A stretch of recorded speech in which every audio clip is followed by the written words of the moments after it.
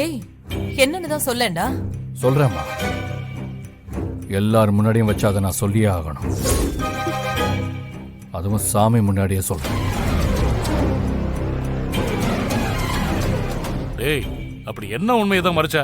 இதை பாரு, சாமி எல்லாம் சாட்சி கூப்பிட்டா விளையாட்டெல்லாம் பேசக்கூடாது, அப்புறம் வினையாயிடும். மாமா, இப்பயாவது உங்களுக்கு புரிஞ்சுதா? சீக்கிரமா சொல்லுங்க.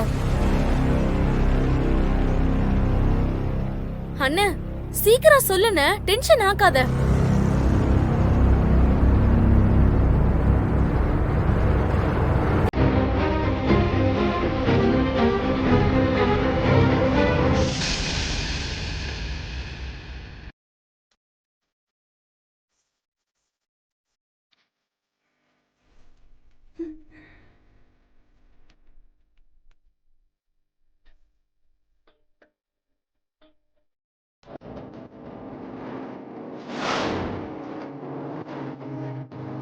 மலேசியாவில் வச்சு ஜனனி ஆசையா என்கிட்ட கொலுசு வாங்கி தர சொல்லி கேட்டா.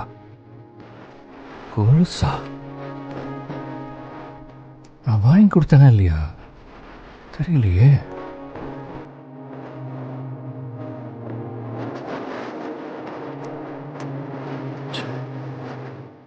எவ்வளவு முட்டாளா இருந்திருக்கேன்.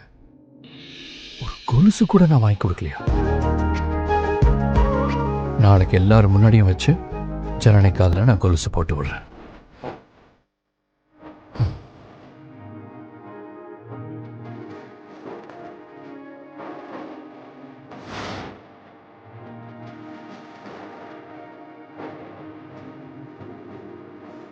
மலேசியாவில் வச்சு ஜனனி என்கிட்ட கொலுசு வாங்கி தர சொல்லி கேட்டிருக்கா.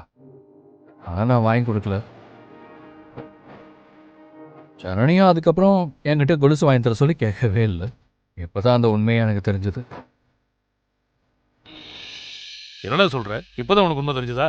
ஆமாப்பா, இப்போ அந்த டைரியை பார்த்து தான் நானே இதை தெரிஞ்சுக்கிட்டேன். என்னடா சொல்ற? டைரியை பார்த்து தெரிஞ்சுக்கிட்டியா? டேய், இவ்வளவுதானடா? சரி சரி, தெரிஞ்சுக்கிட்டல. பேசாம கொலுச நீயே போட்டு விட்டுரு. மாமா ஏதோ சொல்ல வந்து சரியாவே சொல்லலையே. ஆமா, அவன் ஏதோ சொல்ல வந்தான்ல. எங்க அதான் வாங்கிட்டு வந்துட்டால, போட்டு விடுறா சீக்கிரம். பாரு, குரு பூஜை அன்னைக்கு நீ கொலுசு போட்டு விடணும்னு இருக்கு. இது எவ்வளவு நல்ல விஷயம். கடவுள்கிட்ட நான் வேண்டிக்கிட்டது வீண் போகல.